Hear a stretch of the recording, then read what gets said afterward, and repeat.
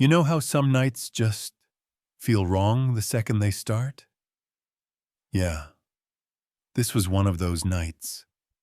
The kind where the air sits heavy, like it already knows something awful is about to happen. At the very end of Willow Creek Road, where the streetlights don't even bother to work anymore, there stood an old wooden house, gray, crooked, the kind of place kids usually dare each other to go near on Halloween. But tonight, no one needed a dare. The house was already screaming, literally. A man's voice exploded through the walls. "Harper, get back here!" It wasn't just yelling. It was the kind of rage that shakes the floorboards, the kind that tells you something inside that house is breaking, and it's not furniture. Inside little Harper Lane, 8 years old, messy brown hair, a Band-Aid still stuck on her elbow from 3 days ago, dove under her bed like it was the only safe place left in her universe. Her knee was bleeding, actually dripping. After Dale Crawford shoved her so hard, she slammed into the dresser. She pressed her hand over the wound, but the blood kept sneaking between her fingers anyway. Everything in that tiny bedroom shook. The picture frames rattled. A snow globe fell and shattered, glass scattering like tiny stars across the floor. And Harper, curled up so small it looked like she was trying to disappear. "Please, please stop," she whispered. Not to him, but to the dark. Dale's boots stomped down the hallway. Heavy, angry, uneven. The sound alone felt like an earthquake. Harper pressed herself flatter to the dusty floor.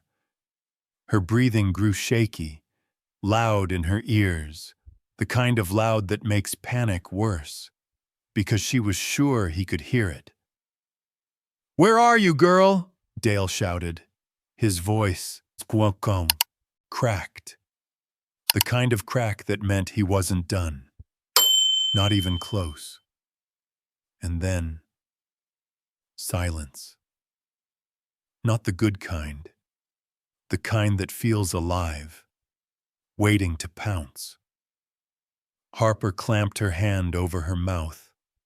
Her whole body shook so hard she squeezed her eyes shut, just to keep herself from crying out. The smell of dust, old wood, fear, and inside her mind, like a broken record, "No one believes me. No one's coming. No one." You know that feeling?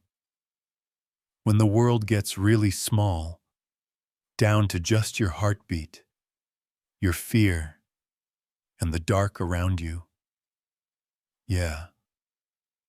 That's where Harper was, right at the bottom. Then something crashed in the next room. Something big. A door slamming, shouting.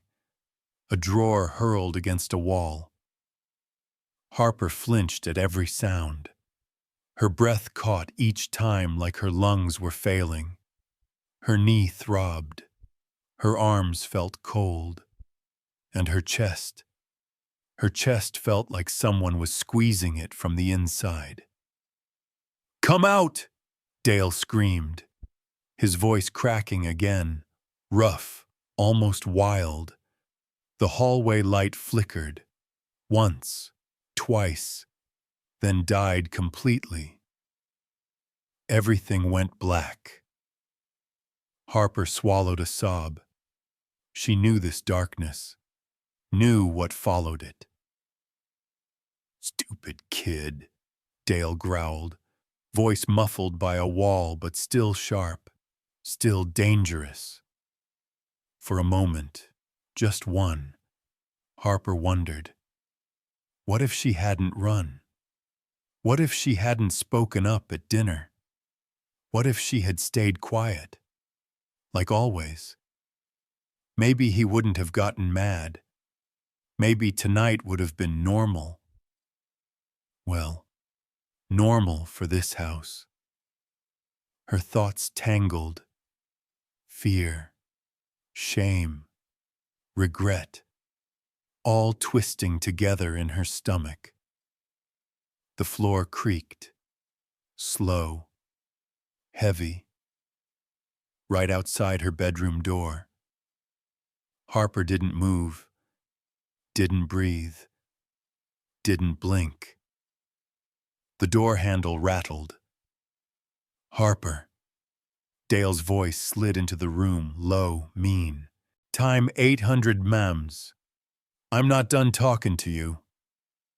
The door swung open, slamming the wall. Footsteps. Shadows stretching across the floor. A hand dragging across the mattress above her. Slow. Deliberate. You better not be hiding from me. He laughed. A short, nasty sound. You know what happens when you hide. His boots stopped right in front of the bed. He crouched. The bed shifted above her. Her heart stopped. And then, sirens. Distant. Faint. Barely there. Harper didn't let herself hope. She'd hoped before. It never helped. Dale straightened, irritated. Damn neighbors. He stormed out, cursing. Harper finally breathed again. A tiny gasp that burned. Tears slid down her cheeks. She wiped them fast, like even the dark wasn't allowed to see her cry. No one's coming. No one ever comes. And that, right there, was the moment little Harper Lane hit the lowest point of her life. The night Ridgeview broke. The night everything changed. And the crazy thing is, right when Harper thought the night couldn't possibly get worse, that exact moment, everything flipped. Not in a good way. Not yet. But flipped. The kind of flip where you don't know if it's about to save you or kill you. Because the house went quiet. Too quiet. And then, boom! The entire front door exploded inward. No joke. The whole frame cracked and slammed against the wall so hard, the windows rattled.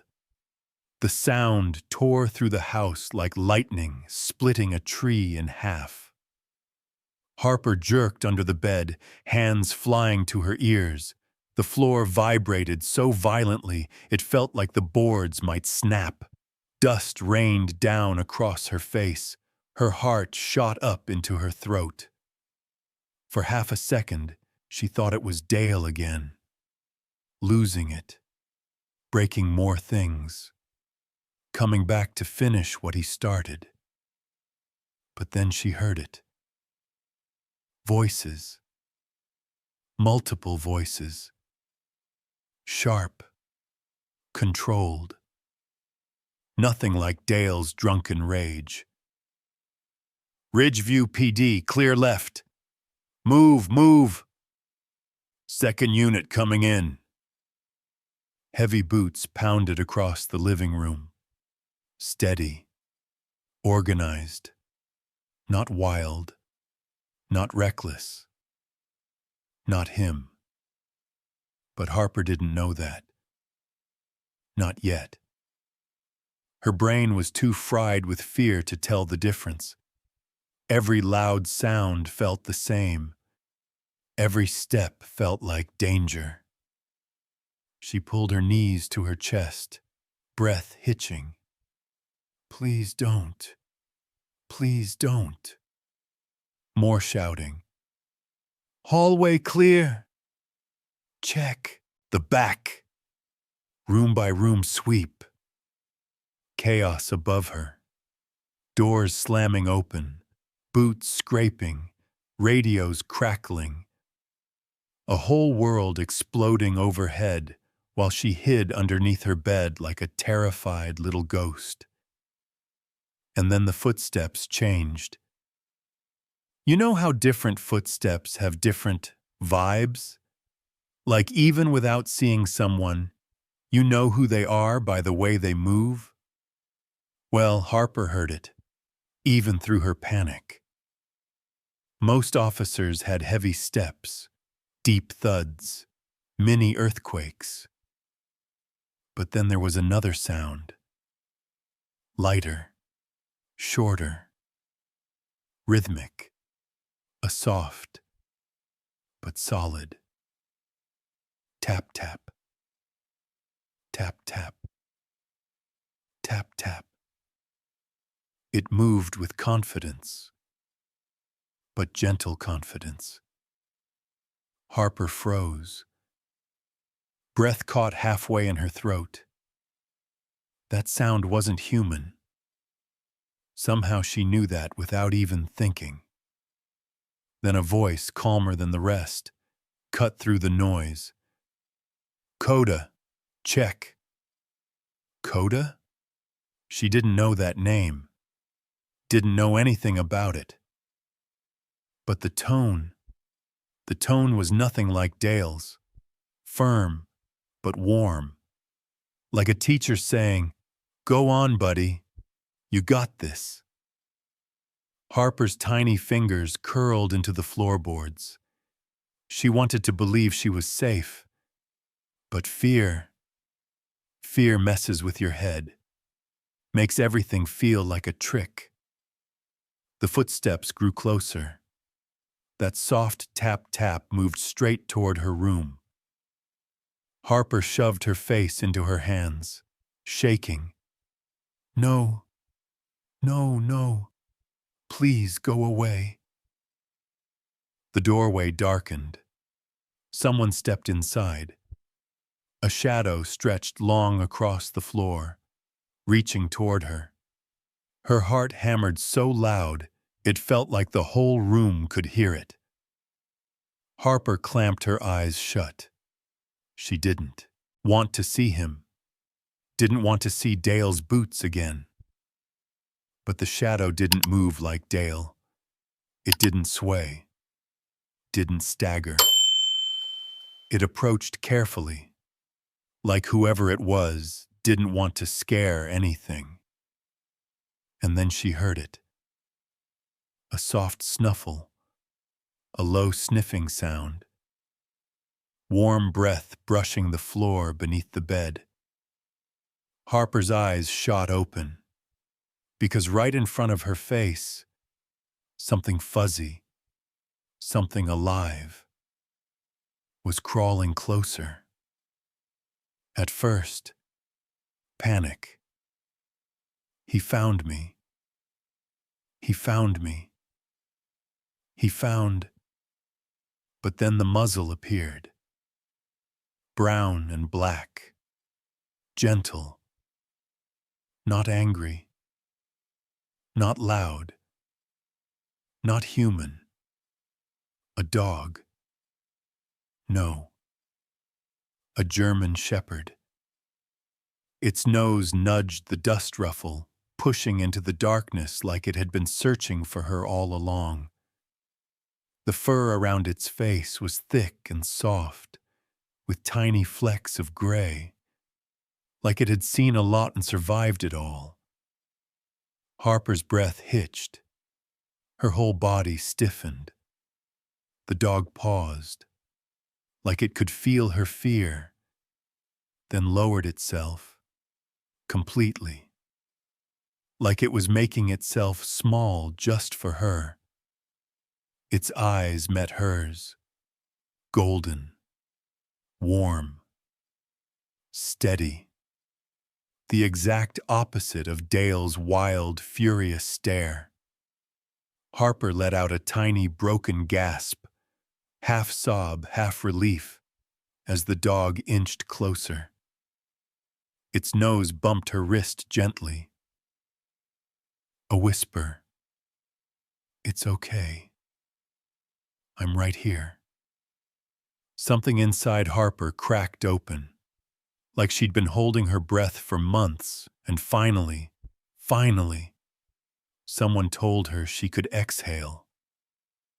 Her trembling fingers reached out, slowly, and brushed into the dog's fur. Warm, coarse, real. The dog let out a soft huff, almost a sigh, and leaned closer, letting her hand sink deeper into its coat. That was it. That tiny moment. That small softness in the middle of all the violence. Harper burst into tears. Not loud, not panicked, just a quiet flood, like her body couldn't hold fear anymore. The dog stayed right there. No flinch, no bark, no pulling away. Just present, like it had been waiting for her. Then a voice, steady, real, safe, filled the room. "Coda? You got someone?" Harper didn't know who it was.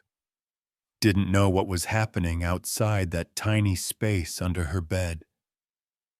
But for the first time in a very, very long time, she didn't feel alone. Not yet.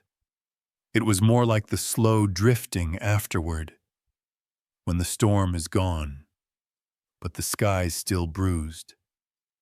After the ambulances, after the questions, after the chaos finally burned itself out. Harper Lane ended up sitting in the back seat of a county social worker's car, staring out the window like she didn't really exist. Just there, breathing because her body said she had to. "Sweetie, we're taking you somewhere safe," the social worker said gently, glancing at her through the rearview mirror. Harper didn't nod, didn't blink, didn't even seem to hear. And honestly, who could blame her? The car rolled along the quiet back roads of Ridgeview, past pine trees, broken fences, and houses that looked like they belonged in a postcard someone forgot to send. The sky was gray, cold, heavy, the kind of weather that makes everything feel a little duller, a little farther away. Finally, they turned onto a gravel driveway. A small white house sat at the end, surrounded by a neat yard and a porch swing that creaked softly in the wind. The Willoughby residence. A foster home that made you think of warm cookies, board games, and people who actually asked how your day was. But Harper didn't step out of that car like a kid arriving somewhere safe. She stepped out like a shadow. A very small, very tired shadow. Mrs. Willoughby opened the door before they even reached the porch. She was warm-looking, round cheeks, soft sweater, hair frizzed in the cold, like she was too busy caring about people to care about herself. "Oh, honey," she whispered the second she saw Harper. Her voice cracked, not from pity but from heartbreak. Harper said nothing, didn't lift her head, didn't step forward until the social worker gently nudged her. Inside, the house smelled like cinnamon and clean laundry. A TV murmured softly in the living room. A cat watched from the stairs, judging everyone equally. The place felt alive in a way Harper didn't know what to do with. Mr. Willoughby appeared too, tall, quiet, kind eyes. He knelt to meet her eye level, though Harper kept her gaze glued to the floor. "We're glad you're here, kiddo," he said softly.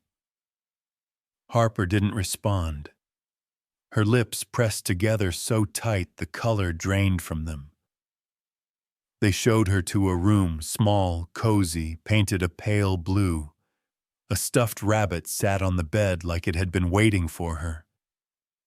Harper stood in the doorway, arms limp at her sides, staring like she wasn't sure she was allowed to step in.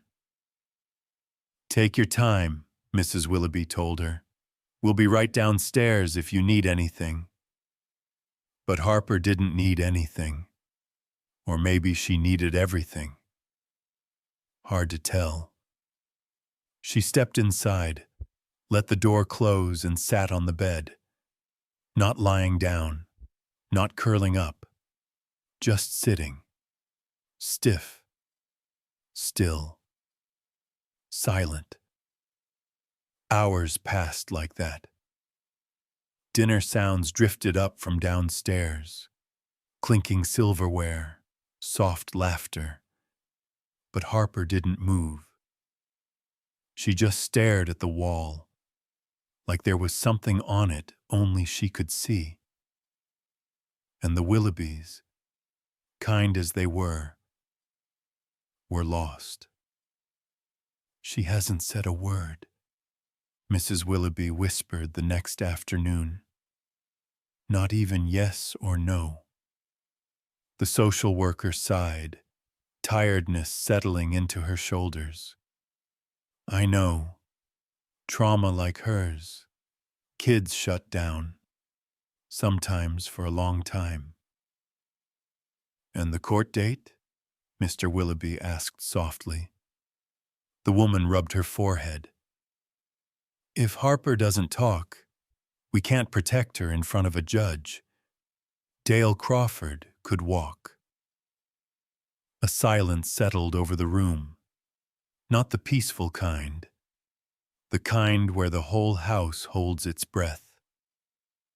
Upstairs, Harper sat on the floor, knees pulled to her chest, rocking slightly. Barely noticeable unless you looked close. Her eyes had that faraway look, like she was trapped inside a memory she couldn't escape. She didn't cry, didn't scream, didn't talk. Just existed. A ghost with a heartbeat. Every footstep in the hallway made her flinch.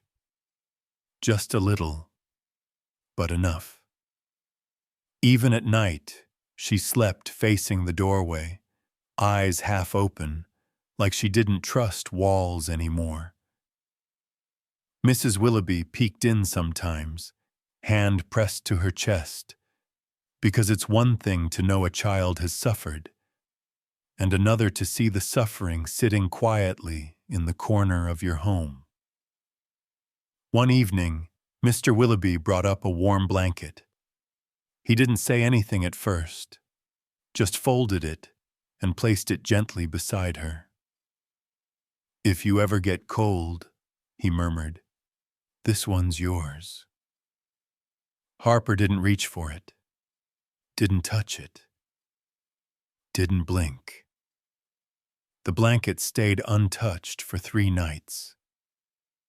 And all the while, Harper slipped deeper into herself, not broken, just buried, like she was sinking under something heavy, and no one knew how to pull her out.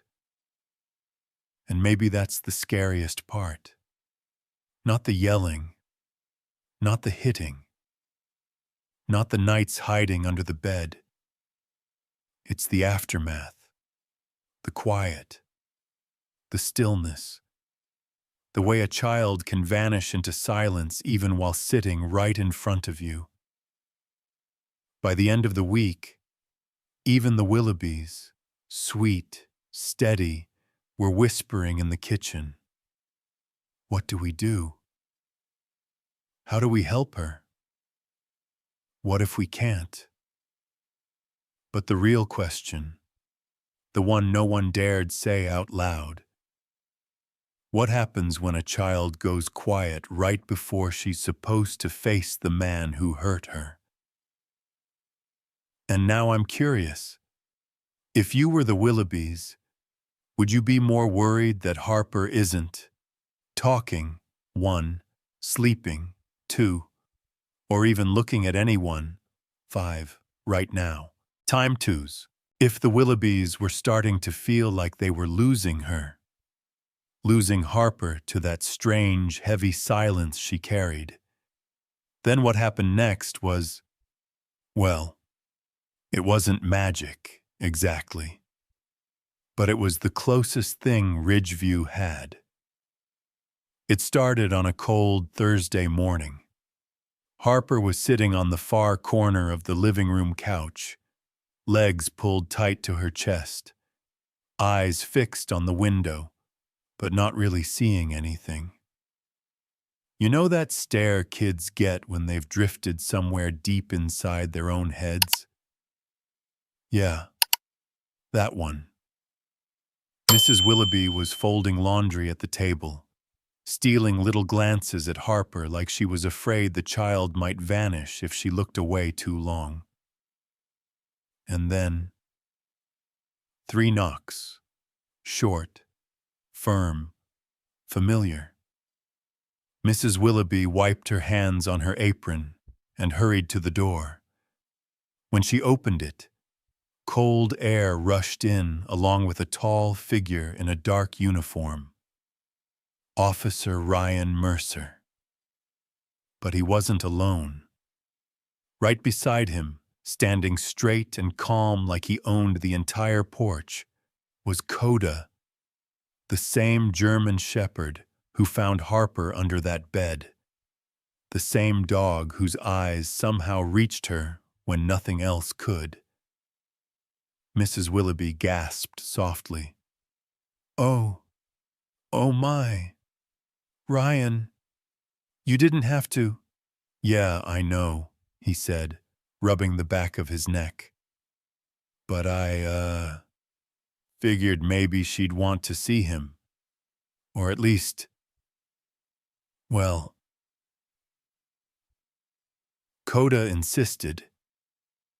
Coda absolutely did not insist, but the way his tail thumped once against the porch? Yeah, maybe he did. Come in, both of you, Mrs. Willoughby said. When they entered, Harper didn't move, didn't flinch, didn't even turn her head. But her shoulders, yeah, they stiffened just slightly, like she felt something shift in the room. Officer Mercer crouched a few feet away, lowering himself to Harper's eye level without forcing anything. Hey, Harper, he said softly. We're just visiting, okay? Not here to bother you. Harper blinked once, but her gaze stayed glued to the window. Mercer looked at Mrs. Willoughby, then gave a tiny nod. Coda, he whispered. The dog stepped forward. Not fast, not eager, just calm. So calm you'd think he trained his whole life for this moment. He padded across the living room, the soft jingle of his tag the only sound. When he reached Harper, he didn't nudge her, didn't lick her hand, didn't shove his nose into her lap. He simply folded himself down on the floor right beside her feet. Like a warm, breathing anchor, a stone, a shield. And Harper, Harper finally turned her head. Just half an inch, but enough to see the curve of his back, the steady rise and fall of his breath. She stared, frozen. Then slowly, so slowly it looked almost painful, she lowered her knees from her chest. Her feet touched the blanket. Her fingers twitched. Coda won't do anything unless she wants him to, Mercer murmured quietly. He's kinda weird like that. He waits. And he did. Coda lay there, still as carved wood, eyes half closed but alert, like he knew the whole house was balancing on what Harper did next. Minutes passed. The room was so quiet you could hear the heater click on and off. Even the cat on the staircase had paused mid-groom, staring like it sensed something important was happening. Then, Harper slowly slid off the couch. Her legs were shaky. Her toes curled into the carpet. She moved like she was approaching a wild animal or a memory that still hurt. Coda didn't move. Harper crouched beside him, hands hovering above his fur. Not touching, just testing. Her breath trembled in her throat. Her eyes shimmered with something thin and fragile. Fear, hope, both. Her fingers hovered one more second, and then she touched him. Not a full pet, not a confident stroke, just the lightest brush of her fingertips against his coat. Coda exhaled, a low, warm breath that puffed against her wrist. And something inside Harper cracked open. Not like breaking, more like a seed splitting. She pressed her hand deeper into his fur. Her lips parted. Her throat bobbed. Mrs. Willoughby covered her mouth, eyes glistening. Officer Mercer blinked fast, pretending the bookshelf was extremely interesting. Harper leaned closer, forehead almost touching Coda's back. Her voice came out like wind through a cracked window, thin, shaky, barely there. Coda. It wasn't loud, wasn't full, but it was a word. A real word. Her first word. A tiny miracle whispered into the fur of the dog who found her. Coda lifted his head, ears perking, tail thumping once, soft, respectful, proud. Mercer let out a breath he didn't know he'd been holding. Mrs. Willoughby sobbed quietly into her apron. And Harper, still crouched, still shaking, whispered it again, like she was testing whether the world would let her speak. Coda.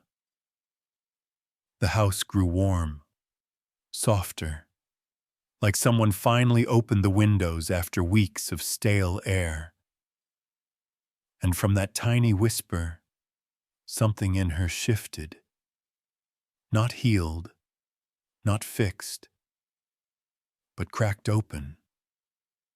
Just enough for the light to slip in. It started 3 days later. Harper had been doing, not better exactly, but different.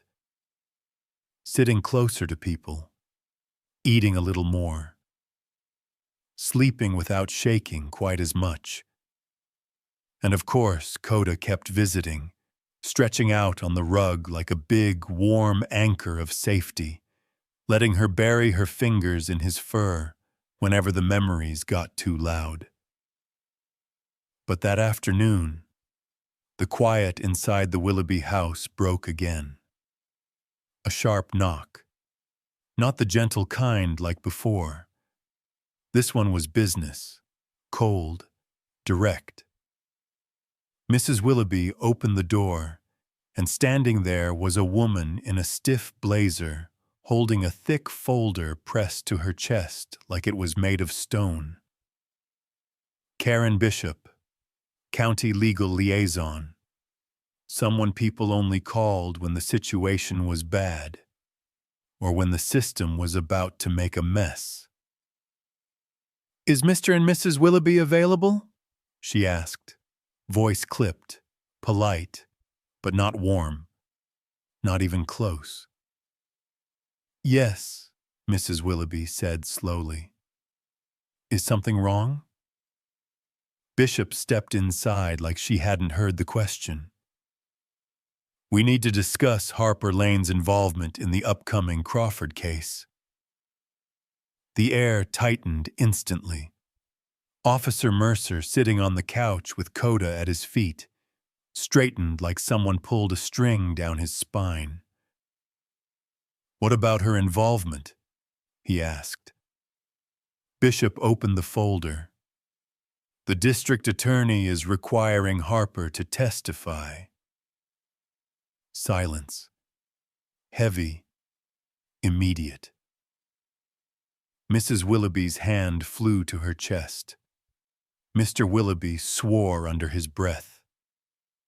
Harper, sitting on the floor beside Coda's tail, froze. Her fingers slipped from his fur. Mercer shot to his feet so fast his chair scraped the floor. "No, absolutely not," he said.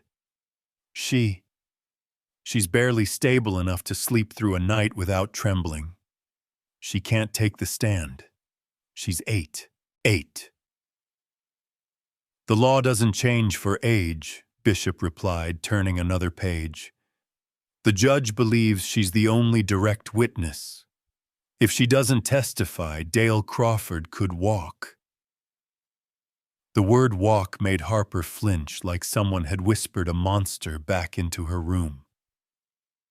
Mercer stepped forward, jaw tight, voice breaking.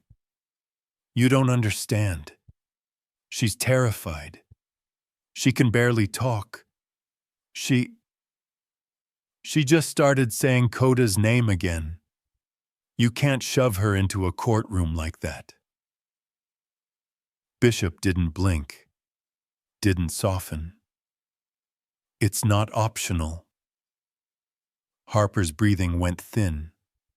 Tiny, shallow gasps, like her lungs forgot how to work. She scooted backward until her spine hit the couch. Her eyes went wide, unfocused. Mrs. Willoughby knelt beside her instantly. "Oh, honey, oh, sweetie, breathe, okay? In, out, in." But Harper wasn't hearing anything.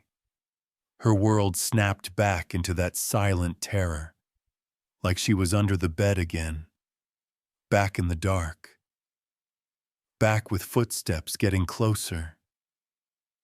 Coda moved first.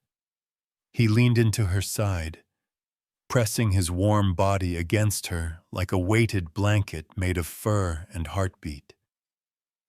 His presence steadied her breathing, slowed the shaking, gave her something real to hold on to. And she did. With both arms, she wrapped herself around his neck so tight her knuckles turned white. "I'm scared," she whispered into his fur, voice cracking like glass. I can't do it. I can't." Mercer's face twisted. Anger, heartbreak, helplessness, tangled together. He turned to Bishop. Look at her. Look at her." You really want to put a kid like this on the stand? Bishop shifted, uncomfortable for the first time, but didn't back down. We don't have a choice. Without her, the case falls apart. And what? Mercer snapped. You'd rather ruin a child's life than risk losing in court? Bishop hesitated. Just a breath, but enough to show she wasn't heartless. I'm sorry, truly, but she has to testify.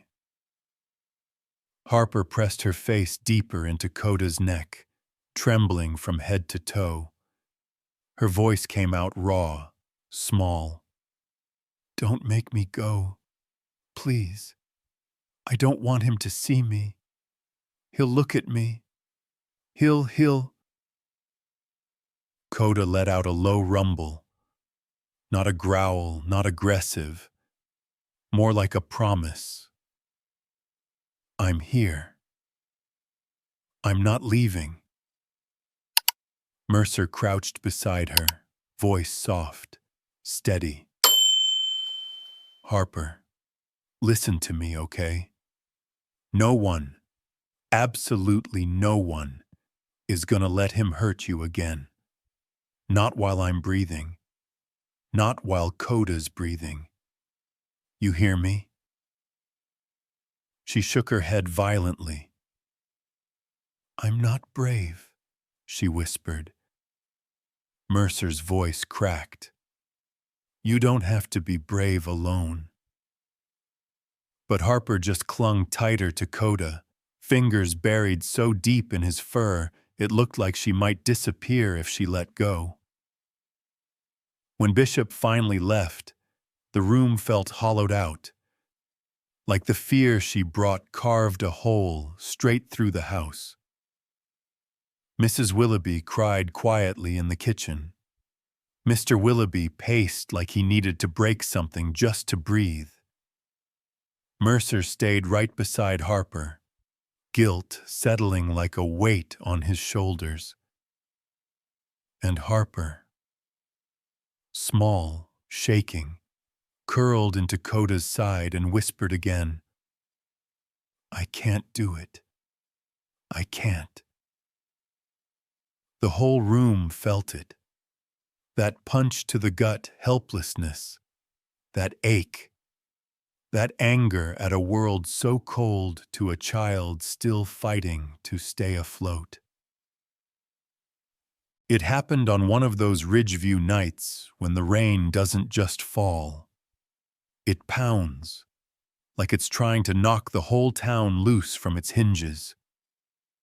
Thunder rattled the windows of the Willoughby house.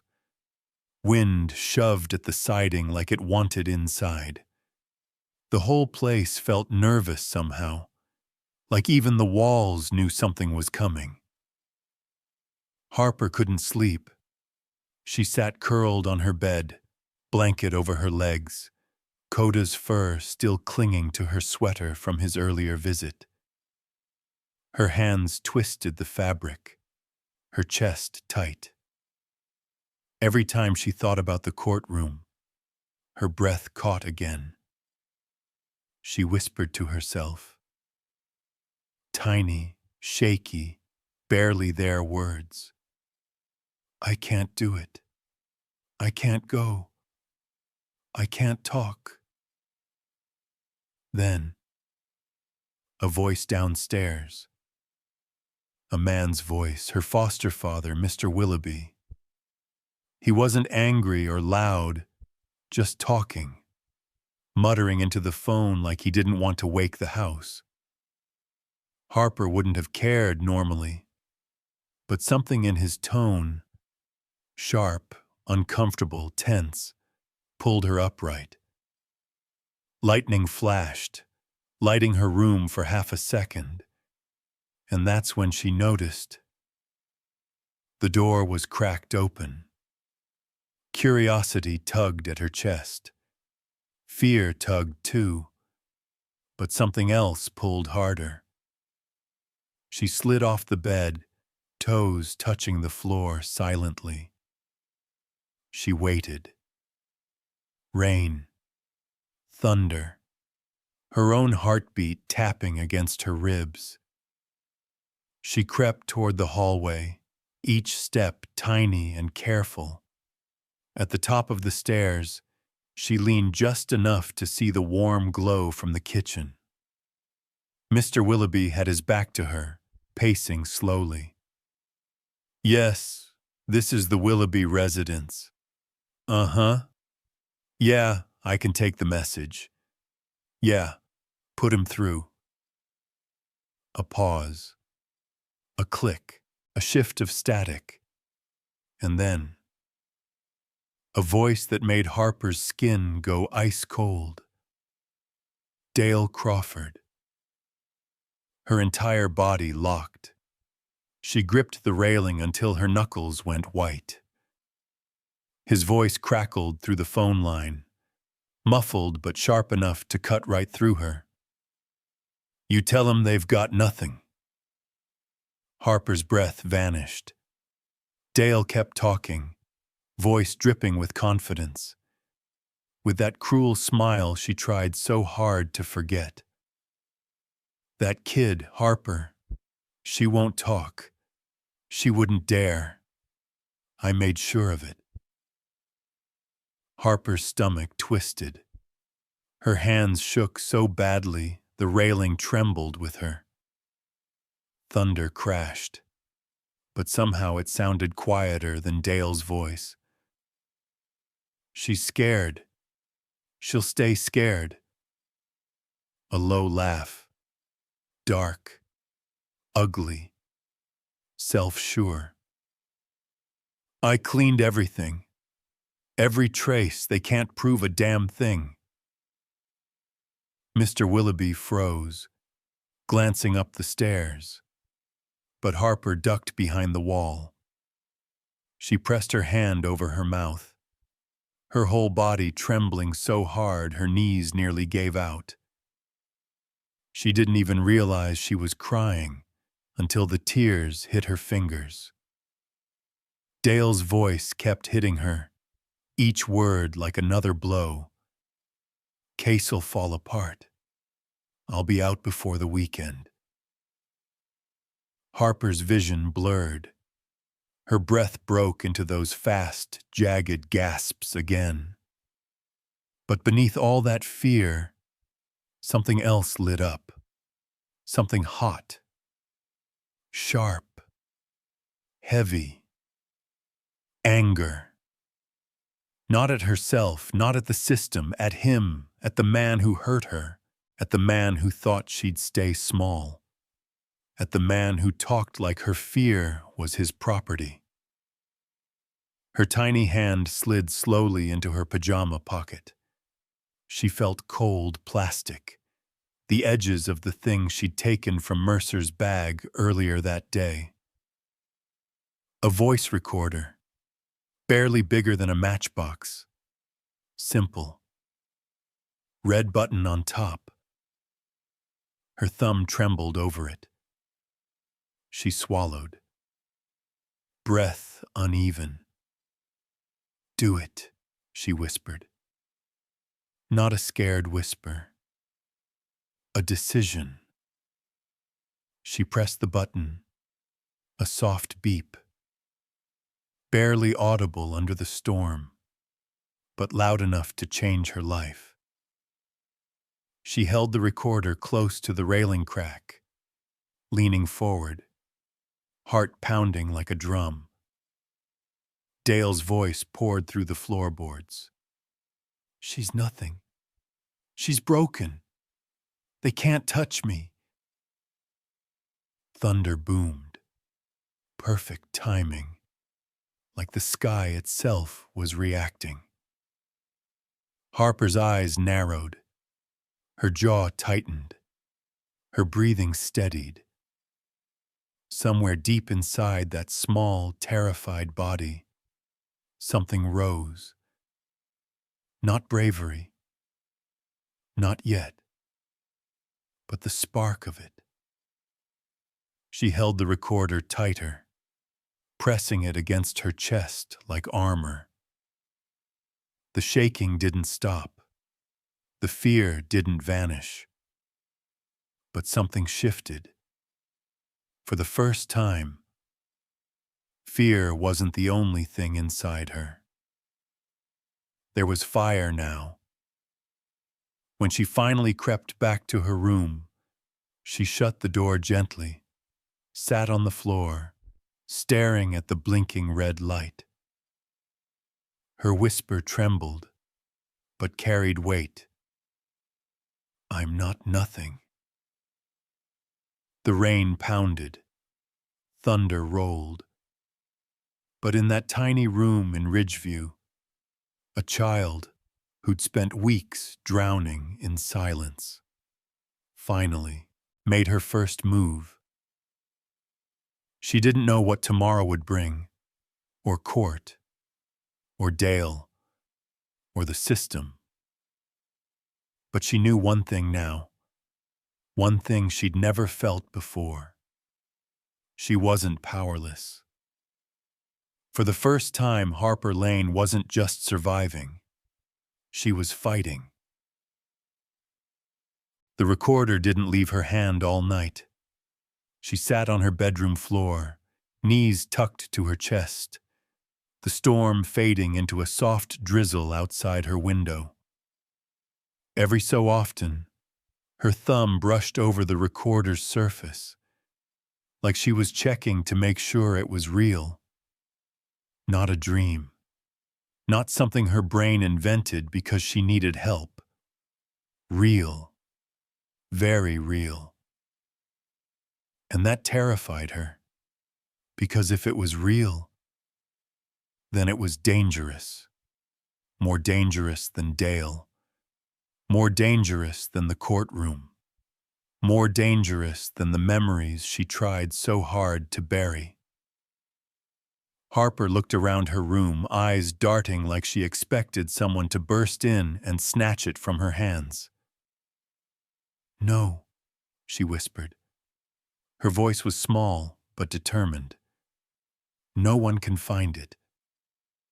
She didn't trust the system, didn't trust adults, didn't trust the world. But she trusted Coda. That thought came so naturally, she didn't even question it. It just arrived. Warm, solid, true. She looked toward the corner of her room, where Officer Mercer sometimes left pieces of Coda's gear. A leash draped over a chair, a faded chew toy, a vest folded neatly on a shelf, and beside them, slouched against the wall like a tired old soldier, a single black K9 boot. Used, scuffed, Velcro worn soft from years of training. Harper tiptoed across the room, clutching the recorder to her chest. She lifted the boot with both hands. It was heavier than she expected. Rougher, too. It smelled like pine needles, dust, and something sturdy. Something brave. Okay, she murmured, swallowing hard. Okay, okay. Just don't mess this up. Her fingers trembled as she unzipped the side of the boot. She slipped the recorder inside, tucking it deep into the toe, where no one would think to check. Time taunts. The zipper closed with a soft zzz. Quiet. Final. She exhaled shakily, like she'd just handed off a bomb before it went off in her hands. Then she hugged the boot to her chest, whispering into the worn leather, "Keep it safe, please." Morning hit Ridgeview with a cold slap of wind. Harper didn't sleep at all. She just lay there, staring at the boot, her boot now until the first light crept across her wall. By the time Mrs. Willoughby knocked for breakfast, Harper had already made her decision. And yeah, maybe it was wild. Maybe it didn't make sense. Maybe it was something only an 8-year-old would dare to do. She slipped her foot into the boot. It swallowed her leg up to the shin. Huge, clumsy, ridiculous. But she didn't care. She yanked the Velcro strap tight, knotting it twice to keep it from slipping. The weight of it grounded her, held her, like a shield, or like armor. When she stepped downstairs, the Willoughby family froze. Mrs. Willoughby gasped. "Oh, sweetheart, that's one of Coda's boots." Harper didn't answer. Couldn't. Her arms wrapped around herself, shoulders tight, but her chin, just barely, lifted. Officer Mercer was filling out paperwork on the couch. He looked up, and the pen slipped out of his hand. "Oh my God," he breathed. "Kiddo, what are you—" She didn't speak. She just walked, slow, shaky, toward Coda, sprawled on the rug like he owned the place. He lifted his head when he saw her. Then he saw the boot, and something in his eyes shifted, softened, deepened, recognized. He stood, walked to her, nose brushing her hand. Then the boot, then her hand again. Like he was asking, "This what you want? You sure?" Harper exhaled, a tiny, fragile puff of air, and whispered, I need it." Coda nudged her knee. Not hard. Just enough to say, "Then wear it." Mercer rubbed his face. "Kiddo, that boot's not exactly meant for.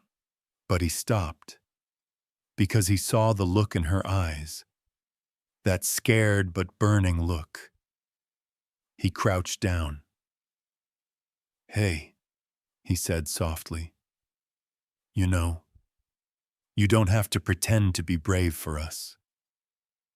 She shook her head. "I'm not pretending."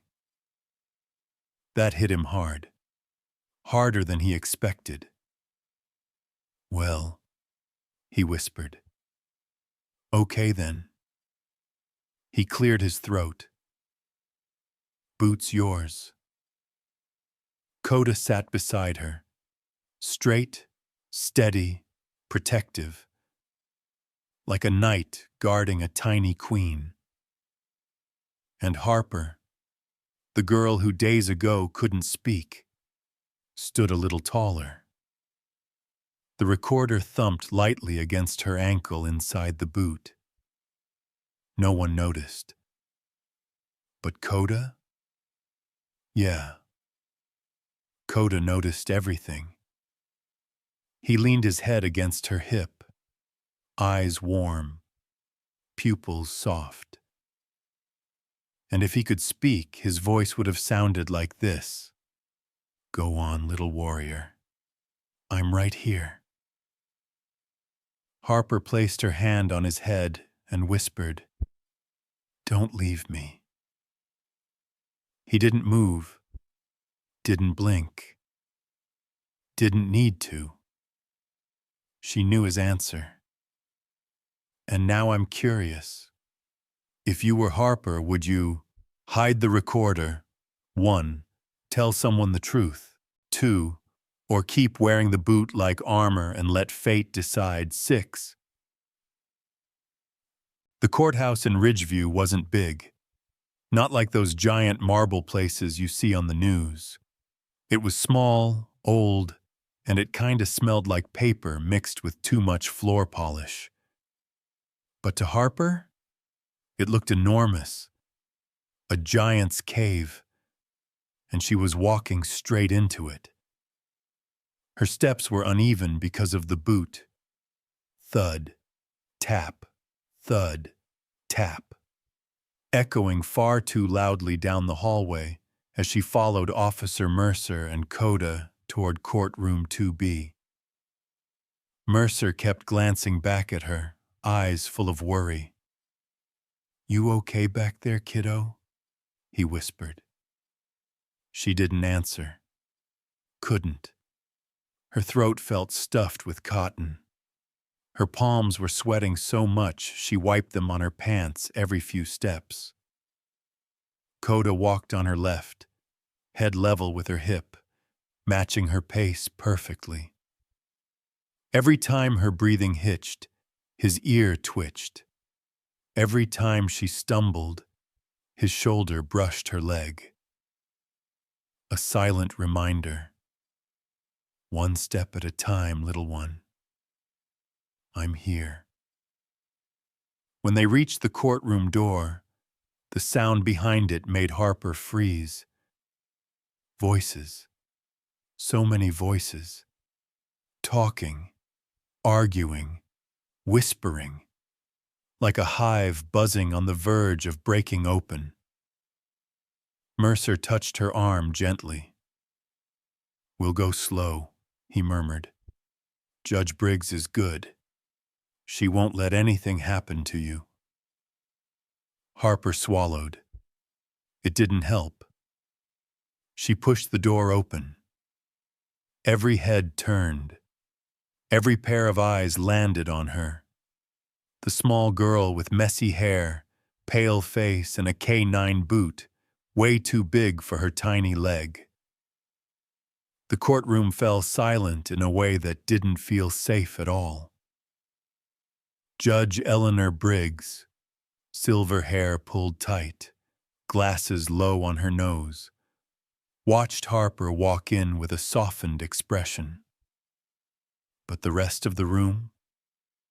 Cold. Judgmental. Uncertain. Then came the voice that sliced through everything. "Well, well, the little one brought a dog shoe. How adorable." Barrett Sloan, defense attorney, a man whose smile looked like it was drawn with a knife. He stood with one hand in his pocket, the other resting casually on the defendant's table, leaning forward to look at Harper. Too perfect. Too smooth. A predator pretending to be polite. Mercer stiffened. Judge Briggs shot a warning glare, but Sloan didn't stop. "I mean, are we supposed to feel sorry for her? The boot's for sympathy points, right?" Soft chuckles drifted from the back row. Not many, but enough to twist Harper's stomach. Her breath caught. Her fists clenched. Coda's ears pinned back, shoulders rising protectively. But Harper? She froze. She didn't step forward, didn't step back, didn't blink. Each cruel laugh behind her peeled away another piece of her courage.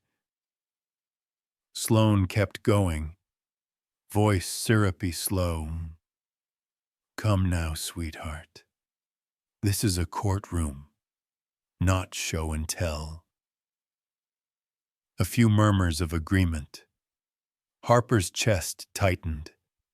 Everything felt too hot, too bright, too loud. Her tongue stuck to the roof of her mouth. Her heart hammered so violently she thought it might burst through her ribs.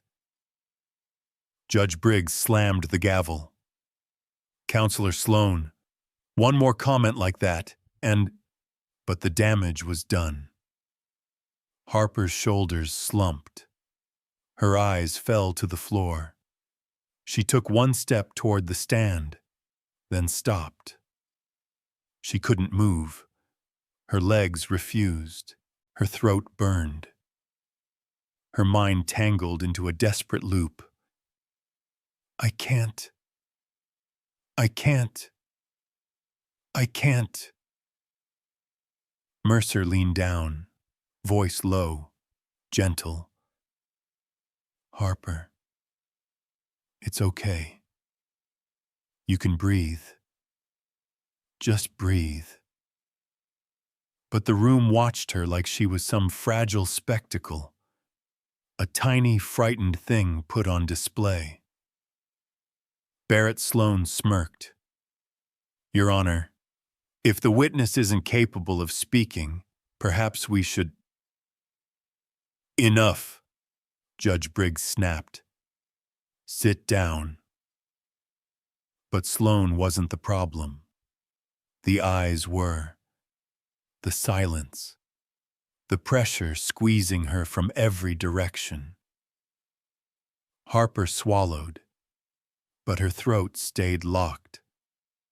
Coda nudged her hand softly, his fur warm against her skin, the only safe thing in the room.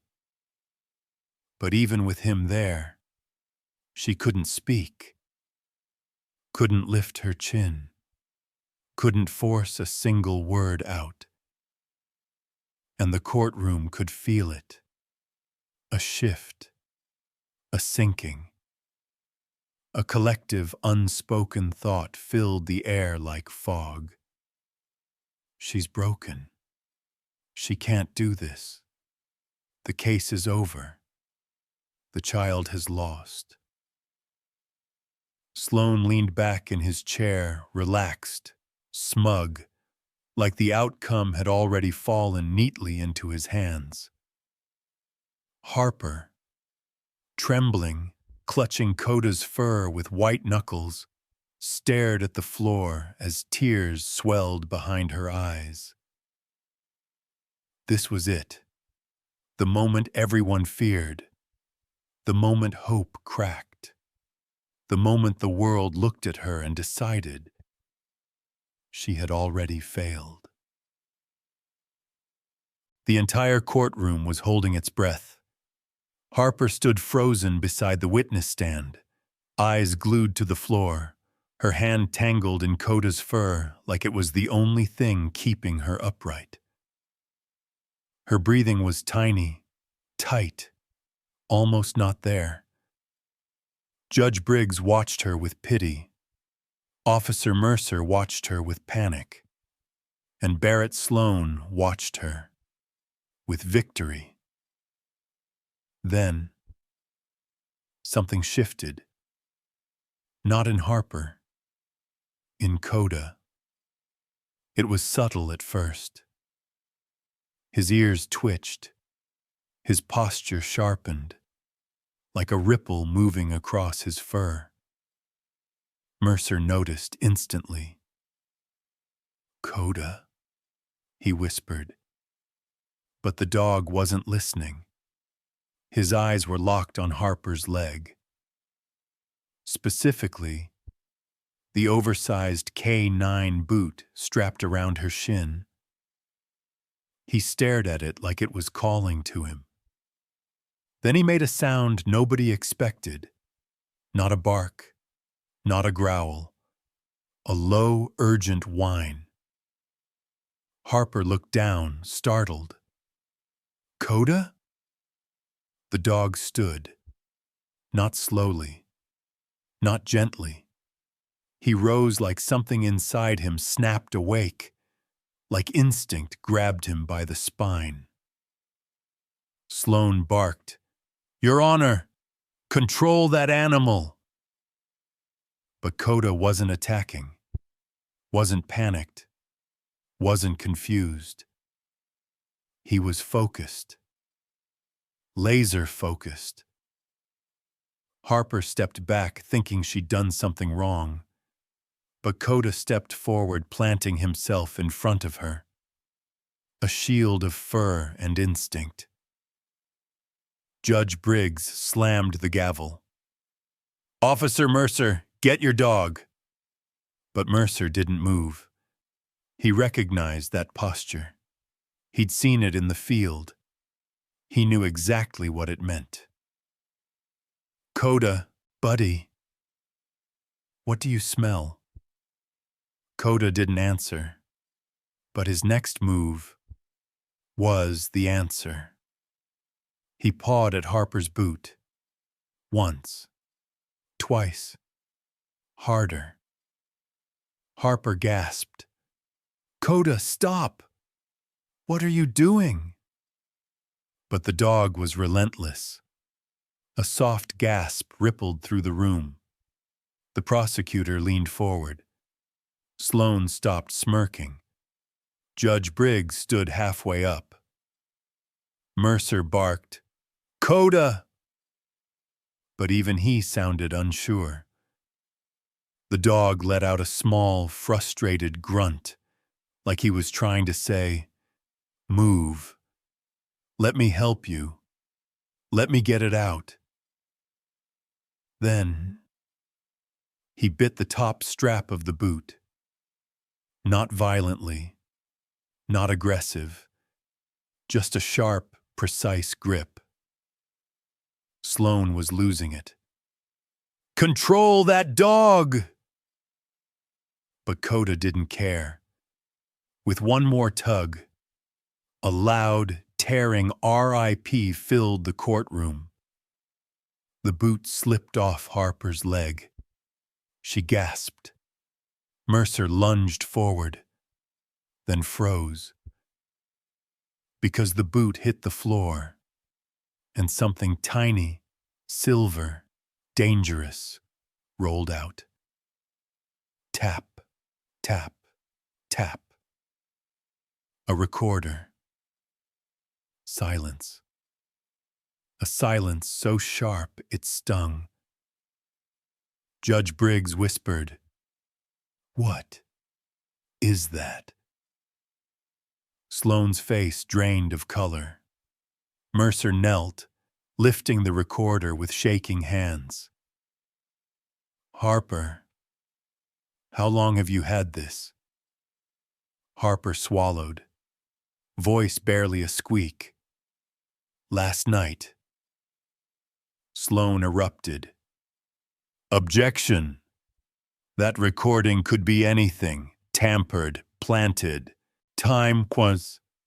Judge Briggs slammed the gavel. "Shut your mouth." Her voice trembled, but stayed firm. "Officer Mercer, turn it on." Mercer pressed play. Static. A hum. Rain. Then Dale Crawford's voice. Loud. Clear. Smug. "She won't talk. She's scared. She'll stay scared." A laugh. Low. Cruel. "I cleaned everything. Every trace. They can't prove a damn thing." The courtroom erupted. Gasps. Shouts. Reporters scrambling. Jurors covering their mouths. Judge Briggs pounded her gavel repeatedly. "Order! Order in this court!" Sloane looked hollow. Dale Crawford sagged back in his chair. Caught. Cornered. Finished. And Harper was shaking. Not from fear this time. From release, from the weight lifting off her shoulders. Coda pressed against her hip, tail low but wagging once, slow, steady, like he'd known. Mercer dropped to one knee. His voice cracked. "You did it." Harper, you did it. But Harper shook her head. She placed her hand on Coda's neck. No, she whispered. He did. The entire courtroom turned, staring at the small girl who found bravery in silence, and the dog who refused to let the truth stay hidden. In that moment, no one cared about law books, or Sloane's suit, or Dale Crawford's excuses. All they saw was a child and her dog, and the truth rolling across the courtroom floor. The moment everything inside the courtroom exploded, and no one walked out the same. The tape recorder lay on Judge Briggs's chair like a small bomb someone had forgotten to defuse. Officer Mercer's hand hovered above it, waiting. Coda sat pressed against Harper's leg, chest rising and falling slow and steady, as if he were the only one in the room who wasn't panicking. Judge Briggs took a breath. The long, sharp kind adults take when they know something terrible is coming. Officer Mercer, she said, voice trembling. Press play. He did. Bang. Static. Rain from the night before. And then Dale Crawford's voice. Cold. Arrogant. Sharp enough to cut through bone. That girl didn't say anything. Gasps. Crawford shifted in his seat, shoulders tensing, glancing at the jury like he might somehow escape what was coming. The recording continued. No evidence. A juror leaned so far forward her glasses almost fell off. No one dares touch me. That sentence hit the room like a fist into concrete. A deadly silence fell. Not courtroom silence. Something heavier. Like everyone forgot how to breathe.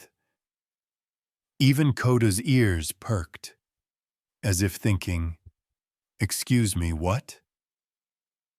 Then, everything happened at once. Reporters jolted in their seats, notebooks snapping open, cameras lifting. Jurors looked at one another, eyes wide, jaws locked. Barrett Sloane, usually smug, polished, untouchable, went completely still. His face turned chalk white. And Dale Crawford, the man who never shut up, suddenly, he couldn't swallow. A bead of sweat rolled down his cheek. The confidence drained out of him like someone pulled a plug out of his spine. Judge Briggs gripped the gavel, knuckles turning white. She looked at Mercer. Play, full, record. Her voice wasn't just shaking. It was shaking with anger. Mercer nodded, connected the recorder to the system, and pressed play from the beginning. Static. Rain. A faint sound. Then the voice again, sharper, clearer, crueler. She won't talk. She's scared. She'll stay scared. A cry echoed from somewhere in the courtroom. Whispering erupted. Shock spread like a slow-motion earthquake. Crawford lurched forward. It's garbled. No one believed him. The recording kept going. I cleaned everything. Judge Briggs clenched her jaw. What do you mean? She muttered. Then, they can't touch me. The courtroom blew apart again. Order! Judge Briggs thundered, slamming the gavel 3 times. This court is stable! But the room kept shaking, with whispers, gasps, fear, and disbelief. Sloane wiped his brow with a trembling hand, muttering something not found in any law textbook. Even the bailiff looked stunned, eyebrows climbing halfway up his forehead. And through all the chaos, Harper stood small but steady, clinging to the witness stand. She didn't laugh. She didn't cry, she didn't say anything, but her shoulders lifted, just a little, as if the weight that crushed her for months had finally cracked. Coda leaned into her hip, tail wagging once. Slow, proud. Judge Briggs waited until the room burned itself out. Then he leaned forward, voice low, filled with fury. This is a confession, a direct confession of intent, coercion, and obstruction. Sloane staggered to his feet. Your Honor, we cannot confirm. Sit down. Judge Briggs roared. Your client confessed on tape, in his own words, on a line traced back to your office. Someone whispered, He's done. Another whispered, He's done. Another, that girl saved her own life. Crawford's face twisted. He opened his mouth, but nothing came out. Slowly, painfully, he realized Harper Lane, the quiet kid he thought would always stay small, had destroyed him. Not with words, not with shouting, but with the truth. Judge Briggs took a long, steady breath. Continue the recording.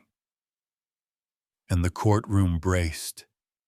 Every nervous heartbeat, every tense shoulder, every widened eye, for the darkness still spilling out into the light. The courtroom was silent, a deep, heavy, disbelieving silence. The recording had ended 10 seconds earlier, but no one moved. No one breathed properly. It was the kind of silence that follows a miracle or a disaster, when no one is entirely sure what they've just witnessed. Judge Briggs sat motionless, hand over her mouth, glasses fogged at the edges. The jurors looked like statues. Even the reporters, who had been practically vibrating with energy, now stood still, microphones lowered. Only one sound broke the silence: Harper's shaky breathing. Officer Ryan Mercer moved first, not standing, not kneeling politely. He dropped to one knee beside her, as if his legs were giving out, not from fear, but from the weight she had carried. His voice was hoarse, soft, rough. Hey, Harper, look at me. Harper didn't look up right away. Her fingers were still curled in Coda's fur, knuckles pale, the oversized boot hanging loose around her ankle. Mercer waited. gave her space, let her world catch up. Finally, slowly, Harper looked up. Mercer's voice caught. "You did it." Harper blinked, confused, half asleep from fear. Mercer swallowed. "You saved yourself, kid. You really did." Her lips trembled. Not from fear this time, but something else. She turned to Coda. The big shepherd sat tall, chest puffed out, as if he understood exactly what she had done, and exactly what he had helped her do. Harper placed her small hand on his head, fingers sinking to the warm fur. Her voice was so soft, the courtroom leaned forward to hear. "We told the truth, right?" Mercer closed his eyes and nodded. "Yes, honey. You told the truth, plain and clear." Judge Briggs, stern, steady Judge Briggs, wiped away a tear. Then another, and another. A juror whispered, barely audible, "Oh my God." Another juror sobbed quietly. Then the moment, the real moment, arrived. Judge Briggs stood. Not just stood. She rose as if carrying the entire power of the courtroom with her. Her voice trembled. "Ladies and gentlemen, please stand." At first, no movement. Not because they didn't want to, but because they were stunned. Then a juror stood. Her chair scraped softly. Then another, and another.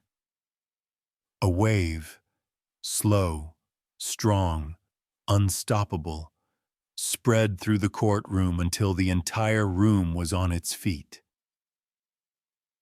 Someone clapped once, then another, then a third.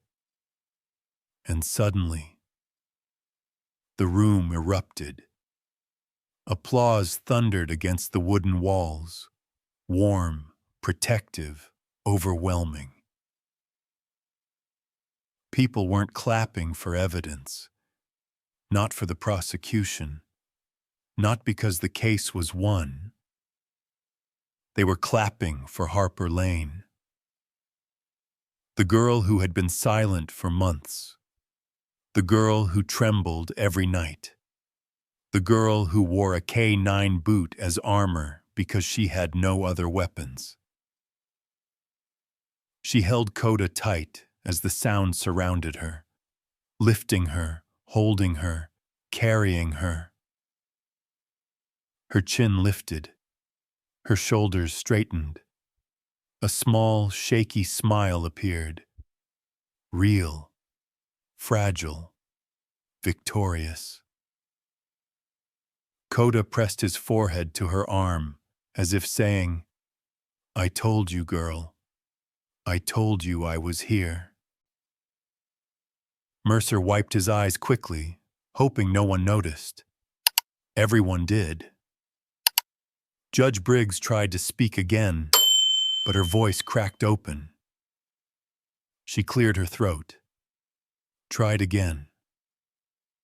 "Miss Lane. Harper. Your courage today." Her voice broke. I have no words." The applause didn't stop. It grew louder, warmer, fiercer. Because the truth wasn't just spoken in the room, it was felt. A child had risen. A monster had fallen. And Ridgeview, quiet, gray, forgotten Ridgeview, felt something it hadn't felt in a very, very long time. Hope. She didn't want parades, or speeches, or people whispering her name like a legend. What she wanted was quiet. A real quiet. A gentle one. And on the first clear evening after the trial ended, that quiet finally arrived, wrapped in soft gold light over Sunset Ridge Park. If Ridgeview had a heart, it was this hill.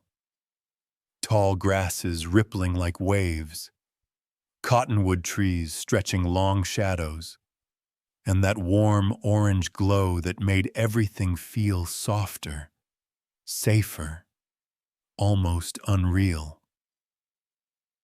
Harper walked up the trail slowly, the hem of her jeans brushing the dirt, her hands clutching a small metal shovel.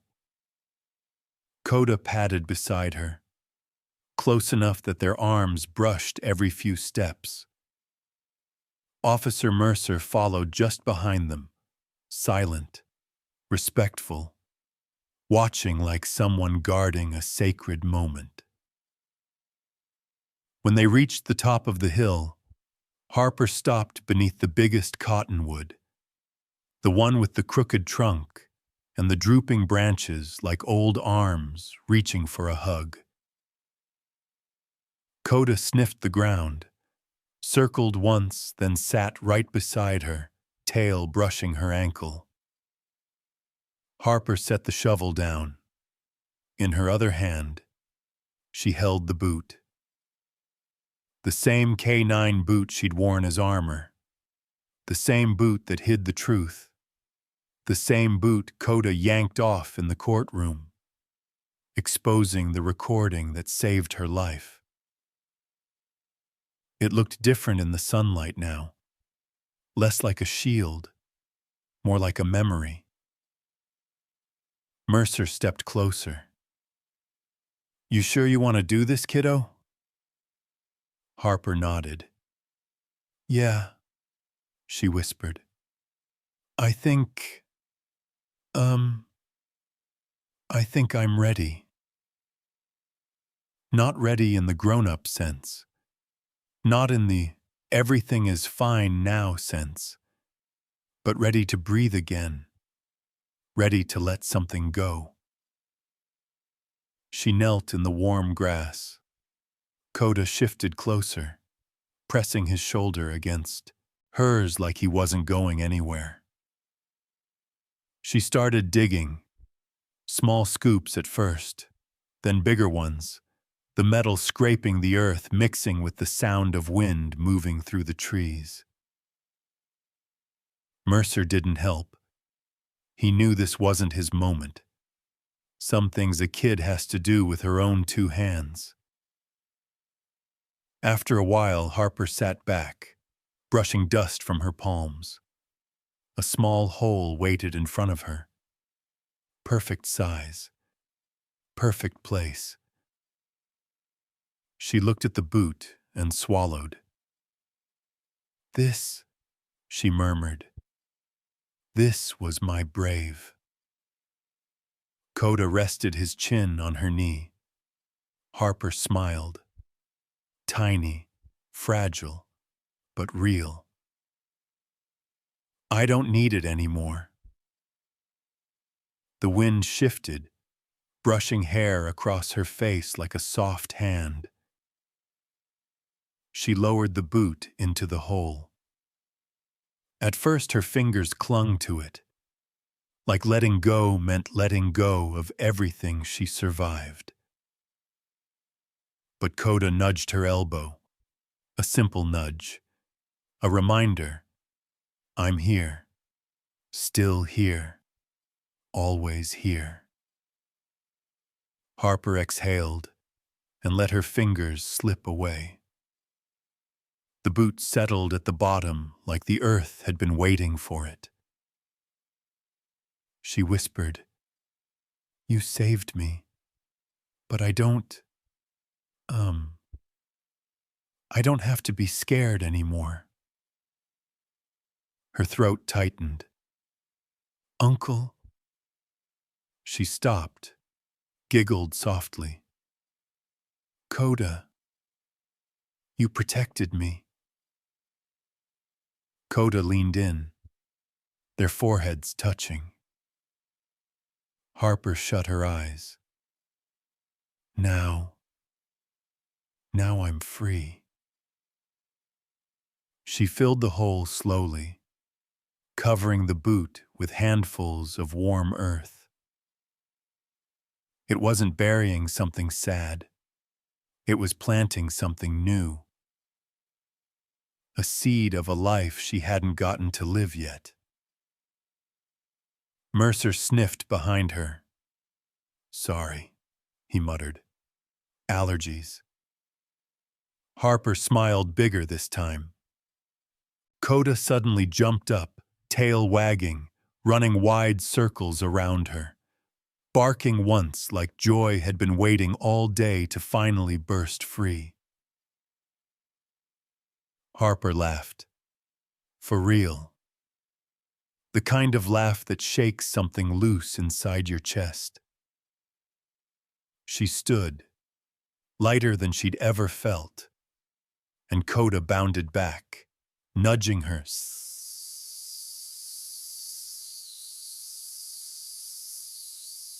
telling her to chase him. So she did. They sprinted across the hill, grass whipping at their legs, the golden sun painting halos around them as they ran. Harper slowed only when she couldn't breathe, laughter folding her forward, cheeks warm and bright. Coda trotted up, bumping her shoulder. She looked at him, the sunset glowing on her face. We're really okay now, she whispered. And for the first time, she truly believed it.